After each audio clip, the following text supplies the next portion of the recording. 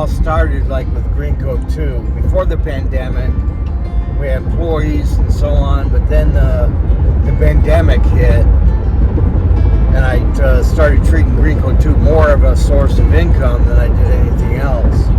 Because obviously, when they shut down the economy, I had no sales coming in, so I had to kind of divert my income from other means. So I had to start looking at producing income from other sources.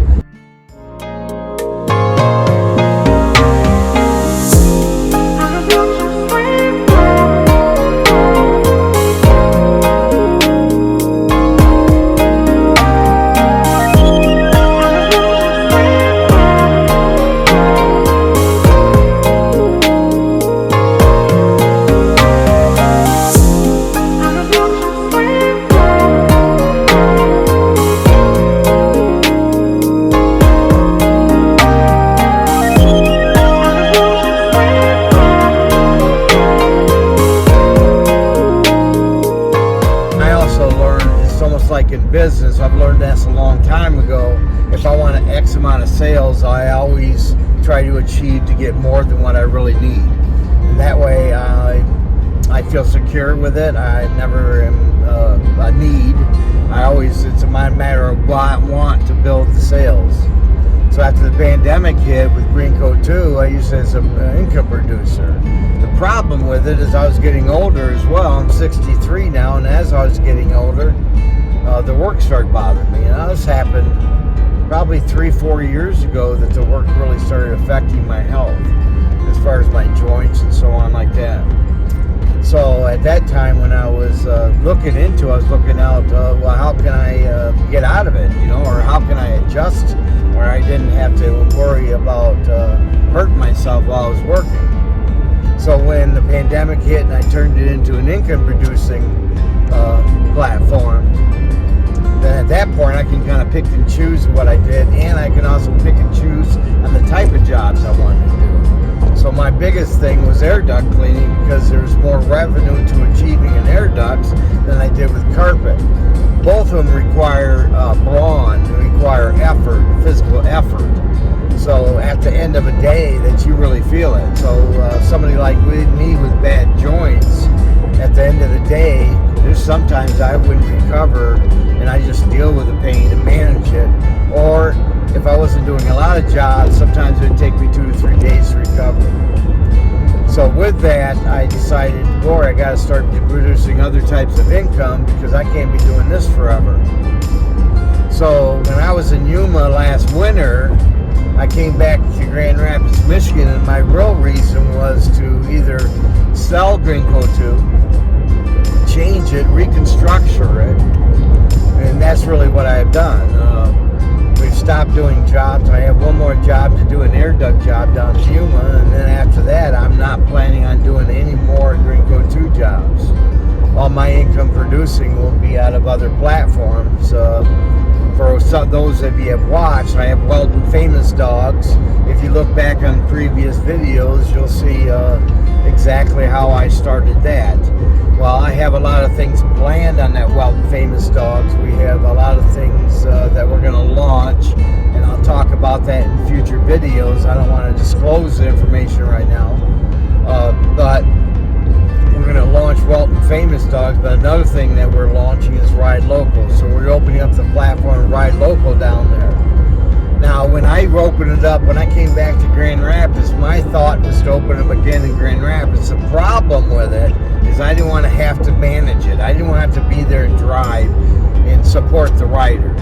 I wanted to have drivers on the road in order to do that. So I built a platform that's a business platform where a driver can literally build their own riders on the Ride Local platform.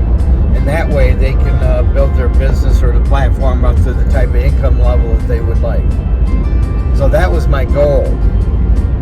When I first started doing a Ride Local, I had a gentleman that was with us from the beginning of Ride Local that was interested in being part of Ride Local. He was a driver that was driving currently for Uber or Lyft. So, obviously anybody who's interested in helping the company, or if I can help them in some way, I'll do it. If we can achieve both and have a win-win situation. situation, I like doing that as well.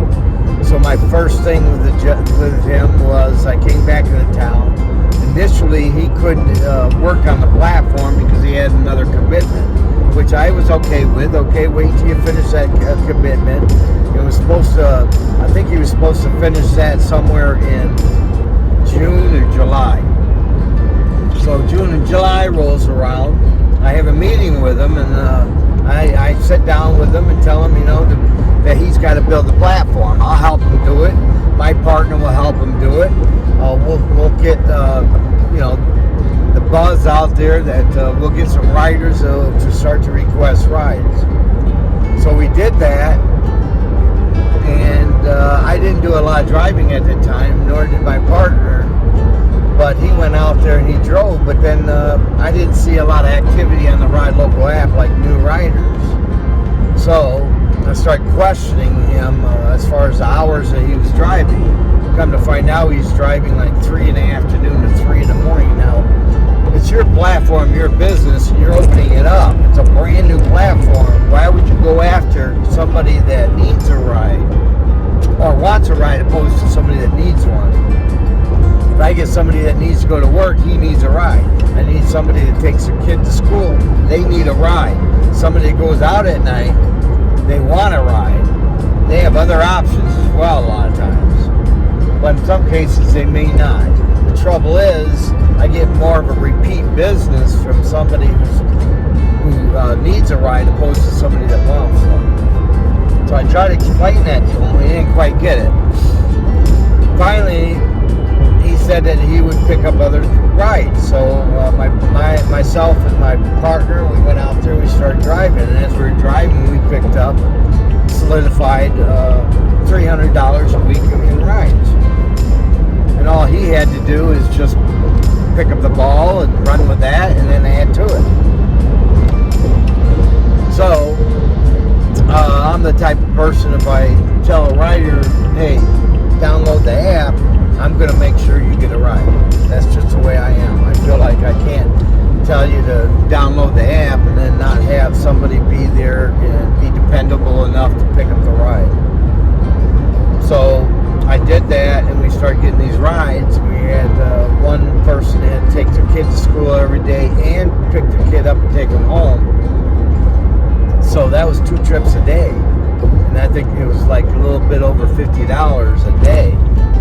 The other one that we had was the guy had to go to work in the morning. In the afternoon, he got a ride home from somebody at work. But in the morning, he needed, now it's 5:30 in the morning, he needed a ride. So that's 5 days a week. And each ride, I think it was like $14. All he had to do is pick that up and run with it, but he chose not to. So when those things came through and no one was accepting the ride, I decided to accept it, and naturally I'd pick up the rides. My partner would do as well. The problem with it is Uber and Lyft, these drivers are out there and they're chasing rides. And one thing I learned out of the whole thing about drivers, you have 2 types of drivers. You have one that has the mentality of a driver or an employee, and then you have somebody else that has the mentality of more than that. Everybody wishes to be more than that, but only a few can be. And so I just got tired of him missing rides, so I sent him an ultimatum and said, this is what I require in order for you to open and run this platform. He had an opportunity of a lifetime, and he pulled my trump card. And at that time, there's a ride that came through, and it was like at 11:30 at night. And I know he drives at nighttime, and he didn't pick it up. So that was the time I decided, no, I got to shut this down. I got to be done with it. So I finished, my partner and myself, we finished the rides that were already scheduled, like the kid that had to go to work, and as well as the guy that had to go to work or go to school. We finished those and gave him a 2 weeks notice and then shut down the platform. So right now I'm traveling Yuma with hopes of opening up again down there. I do have riders down there because it's a seasonal place. Well, most of the business is down there is in the winter. So I'm going down there where the business is opening up and the platform's open.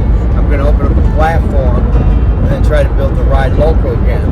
Hopefully I can recruit some drivers that are interested in just going to work, and they're interested in maybe building a platform for themselves, or interested just sick and tired just going to work and never get ahead. And maybe if that's you, maybe you'll contact me sometime in the future. You can contact me by email or through our website at ridelocalgr.com. There's other guys that are set up. We're waiting for the people to come about an hour from now. Alright folks, as is. If you ever get a chance to taste the famous Welton Dawgs, do so by the legendary Mike Welton. But if you like what you see in this video, and you're looking to not only reduce your debt, but you're also looking to increase income, that you subscribe below and hit the notification bell, and that way I'll notify you every time a video comes out.